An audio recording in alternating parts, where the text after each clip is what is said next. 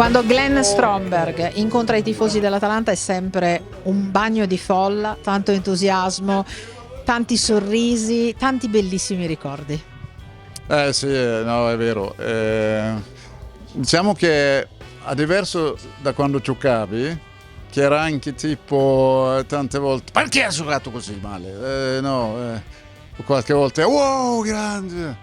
Adesso è più una cosa, come ho detto tante volte, sono diventato tipo un po' figlio di Bergamo in quel senso lì, adottato, perché andando in giro anche oggi c'erano tante persone che fanno solo ciao Glenn, oh ciao Glenn.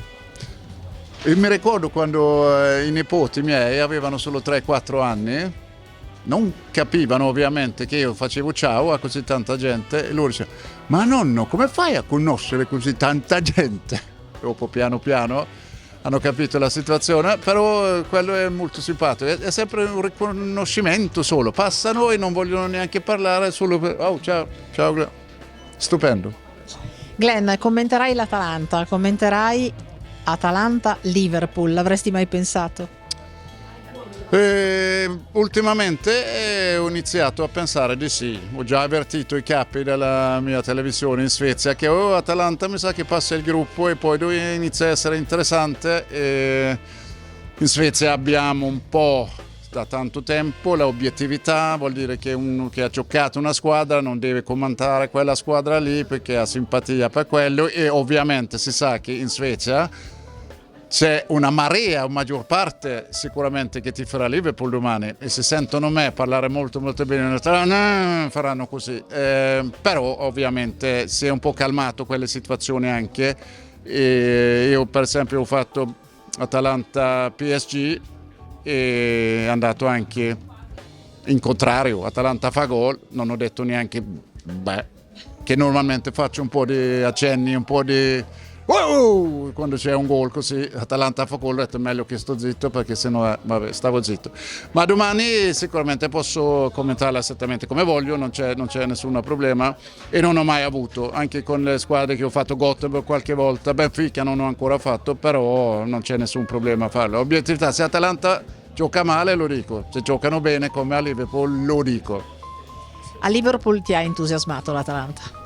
In una maniera splendida, sono rimasto ancora non scioccato, ma devo dare tipo prima di tutto è tipo Gasperini, perché avere il coraggio da affrontare Liverpool in quel stadio, in un quarto finale di una Coppa Europea, in quella maniera che l'ho visto fare 3-4 squadre durante gli ultimi 15 anni, non pensavo, sapevo che l'Atalanta gioca un po' a rischio, aggressivi, aggrediscono,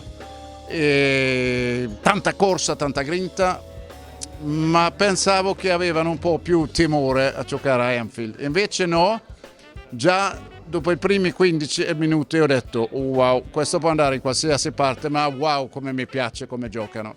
Non ti chiedo un pronostico per Atalanta-Liverpool. No, il pronostico è difficile da fare perché se Atalanta può vincere lì 3-0 e il Liverpool può vincere qua 5-0 come hanno fatto l'ultima volta. Se loro trovano la giornata dell'anno, la serata dell'anno, sono guai per Atalanta perché loro hanno dimostrato anche a Anfield che c'era un momento che Atalanta era veramente Nunez aveva grosse occasioni a fare gol, si fanno gol lì, se vuoi Elliott va dentro, palla traversa, va dentro quello, dopo diventa tutto in salita, è difficile. Però ovviamente se prima per me era 80% Liverpool e 20 Atalanta, adesso è almeno 70-30 Atalanta o se no anche 75-25.